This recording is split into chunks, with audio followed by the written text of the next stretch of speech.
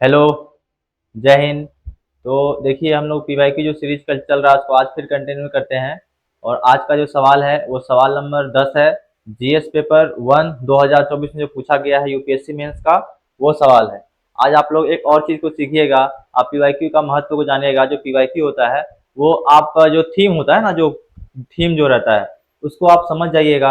आपका उससे 90% सवाल अगर भविष्य में पूछा जाता है मेंस में, आप उससे कर पाइएगा। आज वही बताने वाला हूँ कि आप एक प्रश्न के उत्तर के साथ साथ आप कितने प्रश्न का उत्तर भी सॉल्व कर सकते हैं। जैसे देखिए यहाँ पर प्रश्न लिखा गया है कि विकास विकास के सामाजिक आर्थिक मुद्दों से निपटने में सरकार, गैर सरकारी संगठनों एवं निजी क्षेत्रों के बीच किस प्रकार का सहयोग सर्वाधिक उपयोगी है। ये सवाल पूछा गया था जिस पर 1 का है।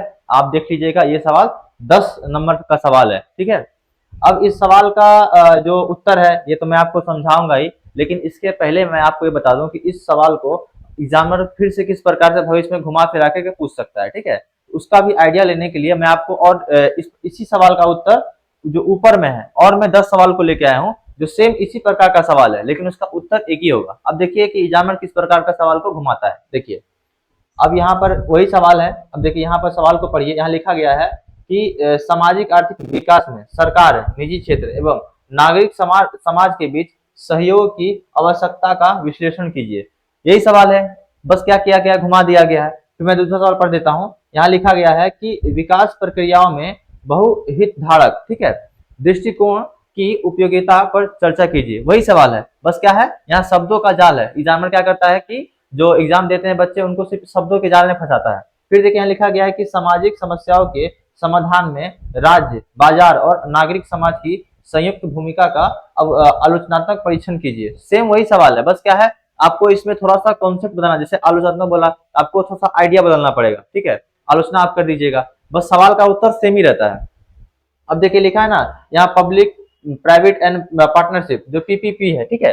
पीपीपी है, ये बहुत इंपॉर्टेंट है। अब इसको यहाँ पे आदमी जो टॉपर होते हैं ना, जो देखिएगा एक बार निकाल देते हैं एग्जाम, फिर दोबारा निकालते रहते हैं, वो लोग जान जाते हैं कि जो यूपीएससी का नब्ज जो होता है वो कौन सा नब्ज है, वो कहाँ से क्वेश्चन को बनाता है। जैसे पीपी, ये क्या हुआ, एक हुआ थीम, जो इस पे ही वो क्या करते हैं, शॉर्ट नोट तैयार कर लेते हैं। अब जब कभी भी सवाल पूछेगा अपने, वो क्या करते हैं, वहां जाकर अप्लाई कर देते हैं, जो शॉर्ट नोट चल रहा है उसी को अप्लाई करके थोड़ा विस्तार से बता देते हैं। वही बताया गया है कि पीपीपी मॉडल सामाजिक आर्थिक विकास में किस प्रकार सहायक है, मूल्यांकन कीजिए। फिर देखिए यहाँ लिखा गया है कि क्या केवल सरकारी प्रयास सामाजिक आर्थिक विकास के लिए पर्याप्त है, अन्य क्षेत्र की भूमिका स्पष्ट कीजिए।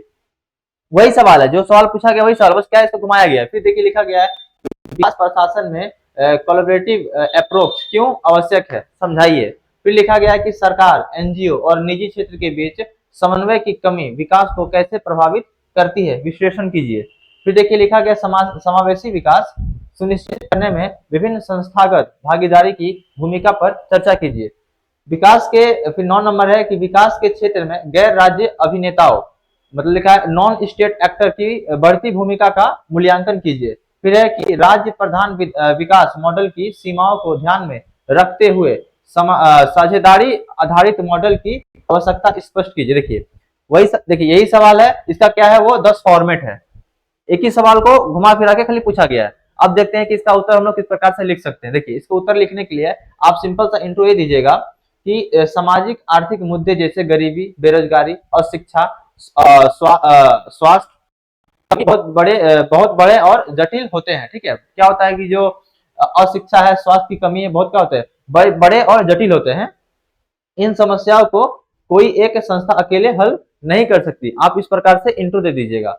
फिर आप बताइएगा इसलिए सबसे उपयोगी तरीका क्या होगा। जो उपयोगी तरीका क्या होगा, आएगा कि तीनों के बीच साझेदारी, मतलब क्या है, पार्टनरशिप करेंगे। जैसे कि जो एनजीओ है, जो सरकार है, जो प्राइवेट सेक्टर है, ये जब मिल करके काम करेंगे तब क्या होगा कि जो विकास, देश की जो विकास है बहुत आगे जाएगी।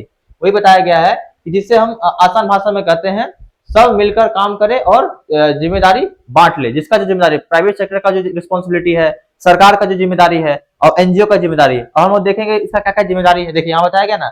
अब कौन सा, देखिए सरकार क्या करती है कि योजना बनाती है, जैसे शिक्षा, रोजगार का जो योजना होता है सरकार ये बनाती है। और जो पैसा और संसाधन देती है, सरकार क्या करती है, योजना बनाती है, पैसा और संसाधन देती है। फिर क्या लिखा है, नियम बनाती है। नियम कौन बनाता है, सरकार बनाती है। फिर लिखा गया है कि सरकार दिशा और आधार देती है। जो आधार होता है हम लोग का वो कौन देता है? सरकार। और सरकार क्या है? दिक दिशा देती है, वही बताएगा। अब देखिए एनजीओ जो मतलब गैर सरकारी संगठन, इसका क्या भूमिका लिखा है ना, सीधे लोगों के बीच काम करते हैं। देखिए इसको अभी नीचे मैं आपको एक एग्जांपल से समझाऊंगा, उससे और बेहतर आप समझ जाइएगा। जैसे देखिए लिखा है ना, एनजीओ क्या करती है कि सीधे लोगों के बीच काम करते हैं, गरीब और जरूरतमंद लोगों की असली समस्या समझते हैं, लोगों को जागरूक करते हैं। मतलब क्या है कि एनजीओ एनजीओ जो होता है वो जमीनी स्तर पर कार्य करती है। फिर लिखा गया निजी स्तर क्या करती है कि पैसा मतलब ये क्या करते हैं? इन्वेस्टमेंट देती है। फिर लिखा गया है कि नए टेक्नोलॉजी और आइडियाज लाते हैं। इसको आप ऐसे समझिए कि जैसे मान लीजिए कि एक समय था जब हमारे हाथों में एक कीपैड वाला मोबाइल हुआ करता था। फिर क्या हुआ कि जब वो हमारा जब समाजवादी था, फिर धीरे हम लोग का मिश्रित अर्थव्यवस्था था। फिर क्या हुआ कि जब बाजार पूरा तरह से खोल दिया जाता है, उदारवादी जब पूंजीवादी अर्थव्यवस्था जब आ गया था, तब क्या होता है कि मार्केट में प्रतिस्पर्धा बढ़ती है। और प्रतिस्पर्धा में यही होता है कि जो सामान बेहतर होता है वो मार्केट में टिकता है, और जो बेहतर नहीं होता है वो ऑटोमेटिक समाप्त हो जाता है। तो वही यहाँ पर देखा है कि प्राइवेट सेक्टर क्या करता है कि जो अच्छा प्रोडक्ट आता है मार्केट के अनुसार वो क्या करता है? बेहतर होते जाता है, लेकिन नई टेक्नोलॉजी और आइडियाज लाती है। ये प्राइवेट सेक्टर का एक बहुत बड़ा खूबी है। फिर होता है कि नौकरी के अवसर पैदा करते हैं प्राइवेट सेक्टर, मतलब कंपनी विकास को तेज बनाती है। सबसे अच्छा सहयोग कैसे होगा? देखिए यहाँ लिखा गया ना, जब तीनों मिलकर काम करें, सरकार योजना बनाए, एनजीओ उसे सही लोगों तक पहुंचाए, कंपनी रिसोर्स और जॉब दे। इसे ही कहते हैं क्या? पब्लिक प्राइवेट पार्टनरशिप, जो पीपीपी है। ठीक है, आप समझ गए मैं क्या बोला ऊपर जो पीपीपी, अब उसके बारे में आप समझ गए कॉन्सेप्ट। देखिए यहाँ मेरा मकसद सिर्फ आंसर राइटिंग नहीं करवाना है, यहाँ आंसर राइटिंग के साथ आपको कॉन्सेप्ट भी मिले। अब देखिए इसको आसान उदाहरण से इस प्रकार समझिए। लिखा गया ना कि मान लो एक गांव में अस्पताल बना, ठीक है, मतलब बनाना है। अब क्या किया गया कि सरकार है क्या, वो पैसा और योजना देगी, इस प्रकार से काम होगा। फिर देखिए लिखा एनजीओ क्या करेगी कि लोगों को इलाज के लिए जागरूक करेगी, गाँव में जाकर के बताएगी आप इस प्रकार की जो भी इसको बीमारी है उसका इलाज आप यहाँ से कर सकते हैं। सरकार मुहिम चला रही है, चाहे प्राइवेट सेक्टर यहाँ पर इस प्रकार से कैंप लगाए, इस प्रकार से। अब देखिए लिखा है कंपनी क्या करेगी? मशीनें और डॉक्टर की सुविधा दे सकती है। अगर तीनों साथ काम करेंगे तब क्या काम जो है जल्दी होगा, सही होगा और ज्यादा लोगों तक पहुंचेगा। अब लास्ट में सिर्फ निष्कर्ष में इस प्रकार लिखिएगा कि सबसे अच्छा सहयोग वही है जहां सभी मिलकर काम करें, अपनी अपनी जिम्मेदारी निभाएं, लोगों की जरूरत को समझे। इससे विकास तेज, सस्ता और प्रभावी बनता है। देखिए ये हमारा आंसर 150 वर्ड में पूछा जाता है। आप इसको सिर्फ देखिए, जितना आप पढ़ते हैं जब एग्जाम आता है उतना ध्यान में रहता नहीं है, ठीक है। इसलिए क्या करते हैं कि आदमी शॉर्ट नोट्स बनाते हैं, जो टॉपर होते हैं वो शॉर्ट नोट्स बनाते हैं, उनको रिवीजन करते हैं। तो यहाँ पर आपको शॉर्ट नोट जैसा ही मिल जा रहा है। आप आंसर राइटिंग भी कर सकते हैं। मेरे वीडियो को 2 बार देखिए, खुद से आंसर राइटिंग का प्रैक्टिस कीजिए। अगर आपको क्वेश्चन में कोई प्रॉब्लम आ रही है आप मुझे कमेंट में पूछ सकते हैं। तो अब जो 11 नंबर जो क्वेश्चन है जो यूपीएससी में पूछा गया है उसको किस प्रकार से पूछ सकता है, मैं नेक्स्ट वीडियो में फिर से लेके आऊंगा। तब तक फिर आप लोग उसको देखिए और आंसर राइटिंग का प्रैक्टिस कीजिए। धन्यवाद।